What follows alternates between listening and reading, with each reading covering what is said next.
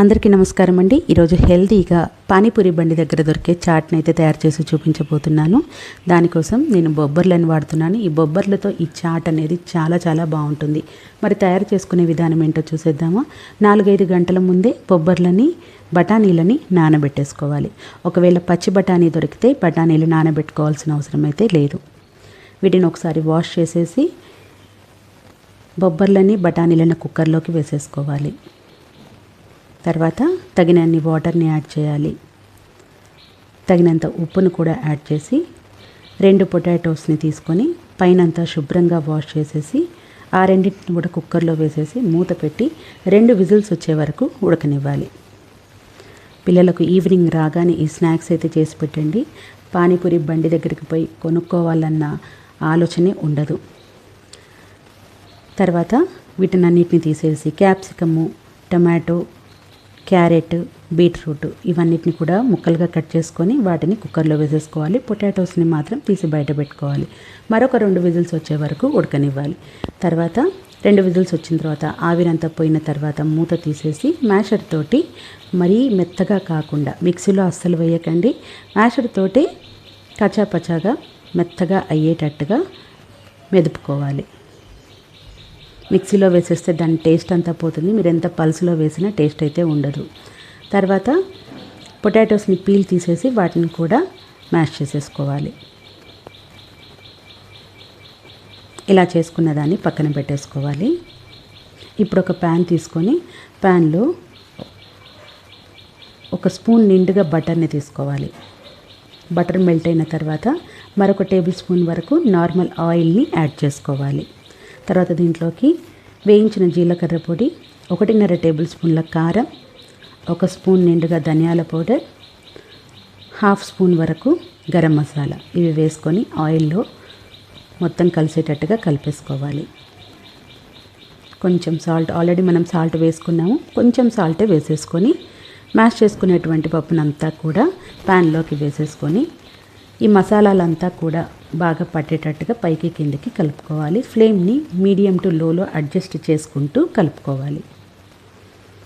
ఇది బొబ్బర్లతో చేసామని మనం చెప్పే వరకు కూడా ఎవరికైతే తెలియదు, అస్సలు గుర్తుపట్టలేరు కూడా. చాలా హెల్తీగా ప్రిపేర్ చేసుకోవచ్చు. ఇప్పుడు దీంట్లోకి మనం పానీని యాడ్ చేయాలి.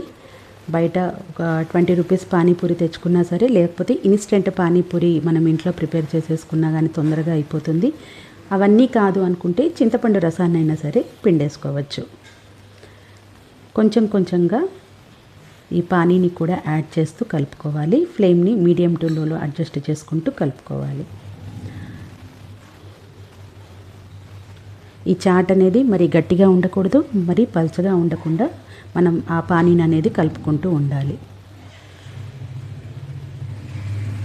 నేనైతే ఇన్స్టెంట్ పానీని అయితే ఇంట్లో తయారు చేసుకొని అదే యూస్ చేస్తున్నాను. సరిపడినంత పానీని యాడ్ చేసుకున్న తర్వాత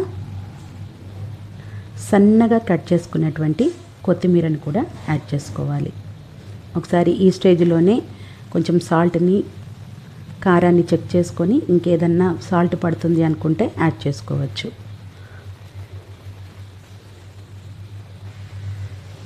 కొత్తిమీర కూడా చాట్లో కలిసేటట్టుగా మొత్తం కలిపేసుకోవాలి. 2 నుంచి 3 నిమిషాల పాటు ఉడికించుకున్న తర్వాత కాస్తంత బటర్ వేసేసి ఫ్లేమ్ని సిమ్లో పెట్టుకొని మనం సర్వ్ చేసుకుంటే వేడిగా సర్వ్ చేసుకున్నట్టు ఉంటుంది.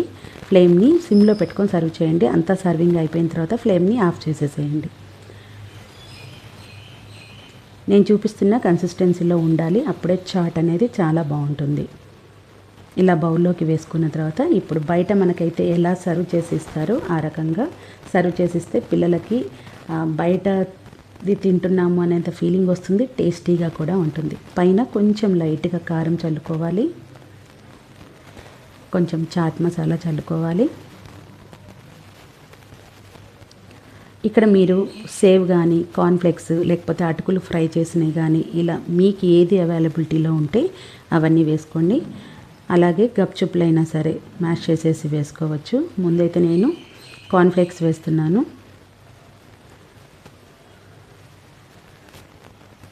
తర్వాత వీటిపైన సేవ్ వేస్తున్నాను. పిల్లలకు నచ్చినవి ఏ ఉంటే అవి సర్వ్ చేసి ఇచ్చేయచ్చు. తర్వాత గప్చుప్ వేసుకుంటున్నాను. మ్యాష్ చేసేసి వేసేసుకుంటే బయట ఎలా ఇస్తారో అలా సర్వ్ చేయండి. తర్వాత ఆనియన్స్ని కూడా సన్నగా కట్ చేసి అవి కూడా వేసుకుంటున్నాను. లైట్గా కొత్తిమీర కూడా వేసేసుకోవాలి.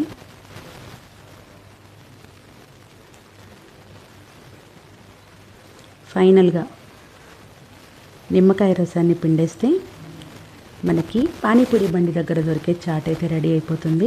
తిన్న వాళ్ళైతే సూపర్ అని అనకుండా ఉండలేరు, అంత బాగుంటుంది.